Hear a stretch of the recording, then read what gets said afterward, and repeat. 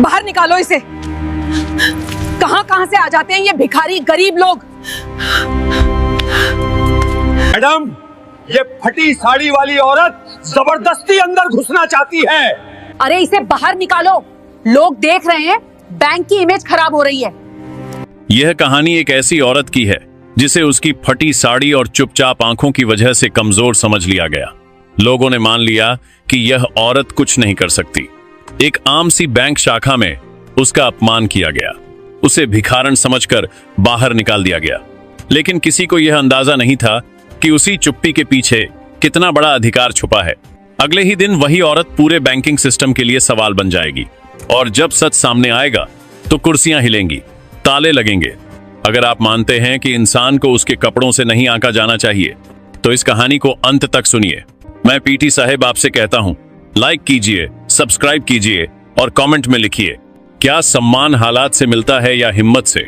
शहर के पुराने हिस्से में बनी उस सरकारी बैंक शाखा के बाहर रोज की तरह भीड़ लगी थी। लाइन में खड़े लोग फॉर्म भरे हुए थे। कोई पेंशन के लिए आया था, कोई पैसे निकालने, कोई लोन की किश्त जमा करने, और उसी भीड़ के किनारे खड़ी थी एक औरत। उम्र करीब 60 साल, बदन पर फटी हुई हल्की नीली साड़ी, पैरों में घिसी हुई चप्पलें और सिर पर पुराना सा कपड़े का पल्लू। उसकी आंखों में डर नहीं था, लेकिन थकान बहुत थी। उसका नाम था शांति देवी। वह सुबह बहुत पहले घर से निकली थी, क्योंकि उसे बैंक से एक जरूरी काम था। यह काम उसके लिए सिर्फ पैसे का नहीं था, यह उसकी पूरी जिंदगी से जुड़ा था। शांति देवी लाइन में लगी, लेकिन आसपास खड़े लोग उसे अजीब नजरों से देखने लगे। किसी ने नाक सिकोड़ ली, किसी ने फुसफुसाकर कहा, यह भीख मांगने आई है क्या बैंक में? एक आदमी बोला, अरे इसे अंदर क्यों घुसने दिया, गार्ड को चाहिए था बाहर ही रोक देता।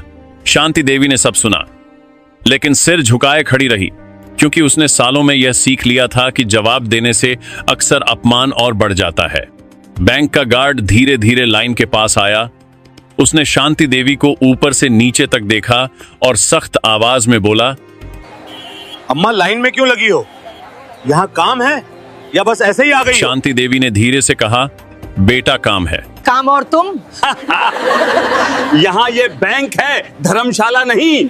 चलो हटो यहाँ से। शांति देवी ने कांपते हाथों से कागज निकाले और कहा, बस ये कागज जमा करने हैं। अंदर जाके बदबू मत फैलाओ, बाहर खड़ी रहो। क्या हुआ? क्यों टाइम खराब कर रहे हो? मैडम, ये फटी साड़ी वाली औरत जबरदस्ती अंदर घुसना चाहती है। अरे इसे बाहर निकालो, लोग देख रहे हैं, बैंक की इमेज खराब हो रही है। दीदी, इसे सरकारी दफ्तर समझ लिया है। गरीबों की जगह लाइन के बाहर होती है। बेटा, मेरे कागज बहुत जरूरी हैं। अगर आज जमा नहीं हुए तो सब खत्म हो जाएगा। खत्म होने दो, रोज कौन सा कुछ शुरू होता है। और उसे घसीटते हुए बाहर कर दिया। बैंक के दरवाजे बंद हो गए। शांति देवी धूप में खड़ी रह गई। उसके हाथ में कागज कांप रहे थे और दिल में कुछ टूट सा गया। आसपास खड़े लोग अब भी देख रहे थे। कोई बोला, देख लिया औकात। कोई बोला, अच्छा हुआ बाहर निकाल दिया। शांति देवी ने पहली बार सिर उठाकर बैंक की इमारत को देखा।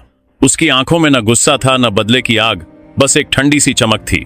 उसने धीमी आवाज में कहा, ठीक है, अगर बैंक नहीं सुनेगा तो सिस्टम सुनेगा। और वह चुपचाप वहां से चली गई। किसी को नहीं पता था कि वह औरत सिर्फ एक खाता धारक नहीं थी, बल्कि उस बैंक की सबसे बड़ी सच्चाई अपने साथ लेकर जा रही थी, और अगले दिन वही सच्चाई पूरे शहर को हिला देने वाली थी। शांति देवी बैंक से निकलने के बाद सीधे घर नहीं गई। वह जानती थी कि अगर आज वह रो पड़ी तो फिर कभी खुद को संभाल नहीं पाएगी। वह शहर की उसी पुरानी बस में बैठी जिसमें उसने जिंदगी के सबसे ज्यादा साल सफर किए थे। खिड़की से बाहर देखते हुए उसे अपने बीते हुए दिन याद आने लगे। वह समय जब वह इसी बैंक में सम्मान से बैठकर मीटिंग किया करती थी, जब लोग उसके आने से कुर्सी सीधी कर लेते थे। लेकिन आज वही जगह उसे उसकी फटी साड़ी की वजह से बाहर फेंक चुकी थी। बस उसके मोहल्ले के पास रुकी तो वह उतरी नहीं, बल्कि आगे बढ़ गई, क्योंकि आज उसका रास्ता अलग था। वह सीधे शहर के एक पुराने सरकारी गेस्ट हाउस की तरफ गई, जहां ज्यादा लोग नहीं आते थे। अंदर पहुंचते ही रिसेप्शन पर बैठे कर्मचारी ने उसे देखा और थोड़ी हैरानी से बोला, अम्मा, आप यहाँ किससे मिलना चाहती हैं? मुझे क्षेत्रीय बैंक निरीक्षक से मिलना है, जरूरी काम है। नाम? शांति देवी।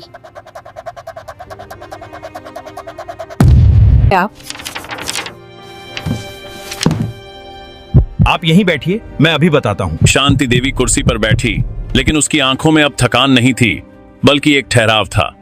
थोड़ी देर में एक सूट पहना अधिकारी बाहर आया। उसने शांति देवी को देखा और झुककर नमस्ते किया। बोला, मैडम, आप खुद आईं। आपने पहले फोन क्यों नहीं किया? शांति देवी ने हल्की मुस्कान के साथ कहा, फोन करना जरूरी नहीं लगा, क्योंकि कुछ बातें सामने जाकर कही जाती हैं। अधिकारी उसे अंदर ले गया। कमरे का दरवाजा बंद हुआ और भीतर जो बातचीत हुई वह अगले दिन बैंक के लिए तूफान बन गई। शांति देवी ने मेज पर वही कागज रखे जो बैंक में उसे जमा नहीं करने दिए गए थे।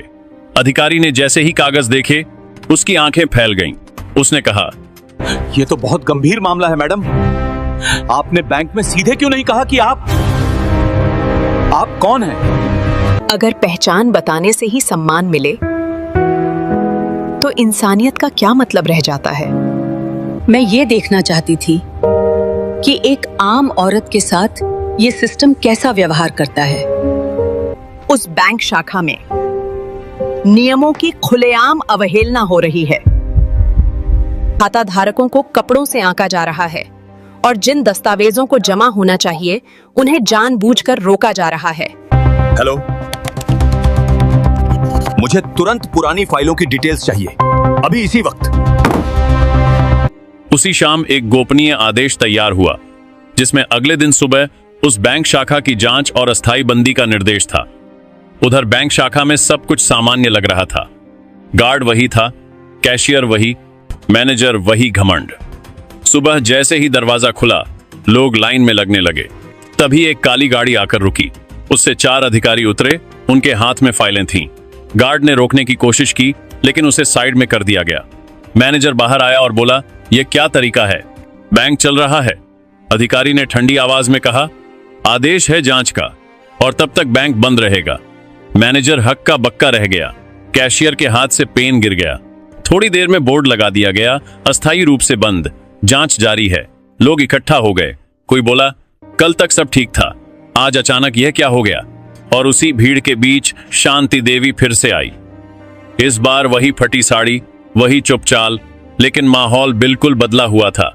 अधिकारी ने सबके सामने कहा, यही है वह महिला जिनके साथ कल यहां अपमानजनक व्यवहार किया गया था, और यही इस जांच की वजह है। बैंक स्टाफ के चेहरे सफेद पड़ गए। गार्ड की नजरें जमीन में धंस गईं। मैनेजर कांपती आवाज में बोला, आप कौन हैं? शांति देवी ने पहली बार ऊंची नजर से उसकी तरफ देखा और कहा, मैं वही हूं जिसे तुमने भिखारन समझकर बाहर निकाला था।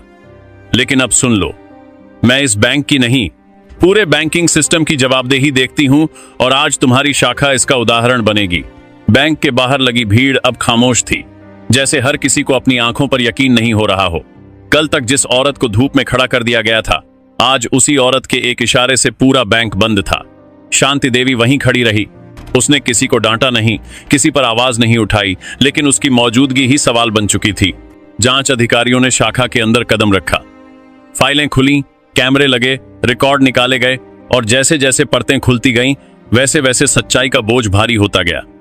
कैशियर के लॉग में हेरफेर थी, मैनेजर के साइन बिना जांच के थे। गार्ड की शिकायतें पहले भी आई थीं, लेकिन दबा दी गई थीं। और सबसे बड़ा अपराध यह था कि खाता धारकों को उनकी शक्ल और कपड़ों से तौला जा रहा था। शांति देवी चुपचाप बैठी सब देखती रही। उसे याद आया वह दिन जब इसी बैंक की बोर्ड मीटिंग में उसने कहा था, सिस्टम तभी मजबूत होगा जब सबसे कमजोर आदमी बिना डर के अंदर आ सके। तब सबने तालियां बजाई थीं, लेकिन उस दिन की तालियां आज की चुप्पी में बदल चुकी थीं। अधिकारी ने मैनेजर को बुलाया और पूछा, कल इस महिला को बाहर क्यों निकाला गया? मैनेजर ने बचाव में कहा, सर, इमेज का सवाल था, बैंक में गंदगी फैल सकती थी। यह सुनते ही शांति देवी की आंखें पहली बार सख्त हुईं। उसने धीमी लेकिन साफ आवाज में कहा, गंदगी कपड़ों में नहीं, सोच में होती है। अधिकारी ने तुरंत नोट किया और कहा, यह बयान भी रिकॉर्ड में जाएगा। कैशियर ने रोते हुए कहा, हमें ऊपर से दबाव था लाइन जल्दी खत्म करने का। लेकिन अधिकारी ने कहा, दबाव नियम तोड़ने का लाइसेंस नहीं होता। उसी समय मीडिया आ पहुंची। कैमरे ऑन हुए, सवाल गूंजने लगे। कौन है यह महिला? किस अधिकार से बैंक बंद हुआ? शांति देवी आगे आई और पहली बार सबके सामने बोली, मैं कोई नेता नहीं, कोई सेलिब्रिटी नहीं, मैं वही औरत हूं जो कल फटी साड़ी में आई थी और जिसे आपने इंसान समझने से इनकार कर दिया था। मैं पिछले 25 साल से बैंकिंग नियमन से जुड़ी रही हूं। मैंने इस सिस्टम को बनाया है ताकि आम आदमी सुरक्षित रहे, लेकिन जब वही सिस्टम आम आदमी को कुचलने लगे तो उसे रोकना मेरी जिम्मेदारी है। यह सुनते ही मैनेजर की कुर्सी खिसक गई।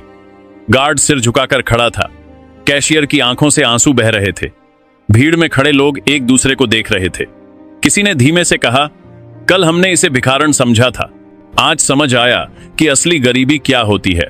जांच के बाद आदेश पढ़ा गया, शाखा को सील किया जाता है, मैनेजर और संबंधित स्टाफ निलंबित किए जाते हैं और पूरे जिले की सभी शाखाओं में व्यवहारिक प्रशिक्षण अनिवार्य किया जाता है। हथौड़ी नहीं बजी, लेकिन फैसला गूंज गया। शांति देवी वहां से चली नहीं, वह वहीं खड़ी रही, जैसे किसी जवाब का इंतजार कर रही हो। तभी वही गार्ड आगे आया, हाथ जोड़कर बोला, अम्मा, मुझसे गलती हो गई, मुझे माफ कर दीजिए। शांति देवी ने उसकी तरफ देखा और कहा, माफी तब पूरी होती है जब अगली बार किसी को उसकी औकात नहीं, बल्कि उसकी जरूरत देखकर अंदर आने दिया जाए। गार्ड की आंखें भर आईं। कैशियर ने भी आगे बढ़कर कहा, हम सब ने गलत किया। शांति देवी ने सिर हिलाया और कहा, आज नहीं तो कल हर इंसान कमजोर होता है। बस याद रखना, जब कोई कमजोर सामने हो तो तुम्हारा मजबूत होना उसी की रक्षा में दिखना चाहिए, नहीं तो ताकत सिर्फ दिखावा रह जाती है। भीड़ में खड़े लोग धीरे धीरे तालियां बजाने लगे, लेकिन यह तालियां जीत की नहीं थीं। यह तालियां शर्म की थीं, आत्ममंथन की थीं।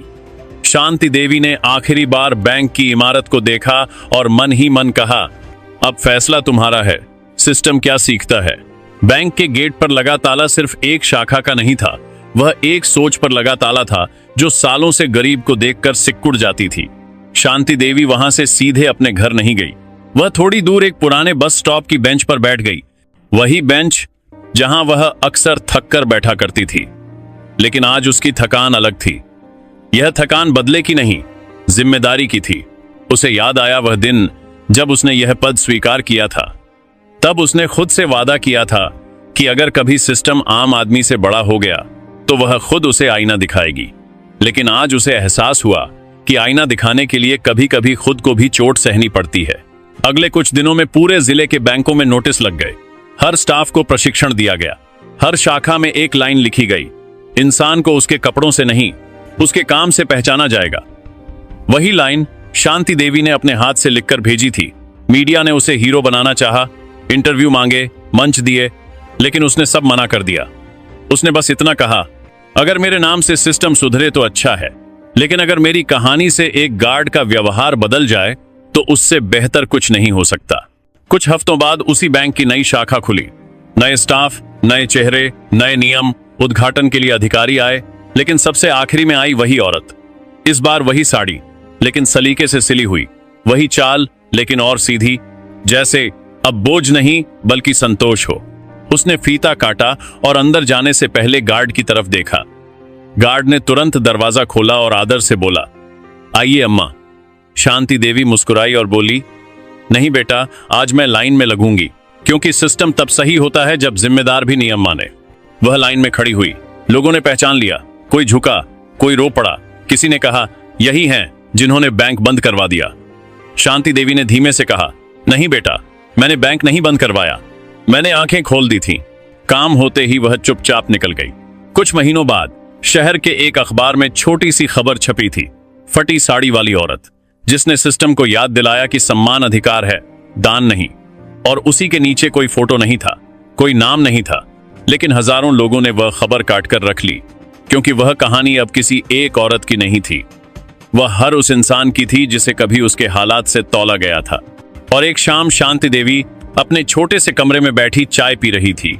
दीवार पर कोई तस्वीर नहीं, कोई पदक नहीं, बस एक कागज टंगा था जिस पर लिखा था, अगर आज किसी गरीब को इज्जत दी तो समझो तुम अमीर हो।